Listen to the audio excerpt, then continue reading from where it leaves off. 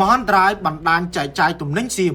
មួយការបិទព្រំដែនរយៈពេលប្រមាណជា4ខែធ្វើឲ្យប្រព័ន្ធបណ្ដាញចែកចាយខ្ទេចខ្ទាំអស់ផលិតករឬអ្នកដាំដុះឃ្លាំងស្តុកចែកចាយសម្ភារៈដឹកជញ្ជូនទីផ្សារនៅភ្នាក់ងារបណ្ដាញទំនាក់ទំនងអ្នកលក់ថៃនិងអ្នកទិញកម្ពុជាឃ្លាំងស្តុកនៅកម្ពុជាតបណ្ដាញដល់ខេត្តក្រុងនៅកម្ពុជាប្រព័ន្ធហិរញ្ញវត្ថុលុយបាតពាក់ឯកាមិនប្រើប្រាស់ទំនិញសៀមពោពេញដោយកំហឹងឈឺចាប់ពីប្រវត្តិសាស្ត្រជូរចត់នៅតែស្ថិតនៅក្នុងដួងចិត្តបន្ថែមអំពើលេបទឹកដីមើលងាយមើលថោកបាញ់លាមកចាក់សម្លេងបាសបំពងសម្លាប់ផ្លូវចិត្តដោយពួកចៅព្រៃផ្សាយមហន្តរាយឬសាដែលទទួលការអនុញ្ញាតពីកងទ័ពថៃនិងប្រកាសគាំទ្រពេញទំហឹងពីលោកអាទីននាយករដ្ឋមន្ត្រី4ខែរបស់ថៃបច្ចុប្បន្ន3ក្លិនឈ្ងុយពីកាហ្វេអាម៉ាស៊ូនមីម៉ាម៉ារសជាតិទឹកដោះគោឆៅដែលខ្មែរពេញនិយមប្រែក្លាយទៅជាក្លិនស្អុយដូចលាមកបង្កើតមនសិការស្អប់ខ្ពើមទំនិញថៃទាំងនោះរួមទាំងកុមារទើបតែដឹងក្តីទៀតផង4តើថៃត្រូវចាយលុយប៉ុន្មានដើម្បីជួសជុលប្រព័ន្ធបណ្ដាញចែកចាយរួមទាំងផ្សះផ្សាផ្លូវចិត្តដែលពោពេញទៅដោយកំហឹង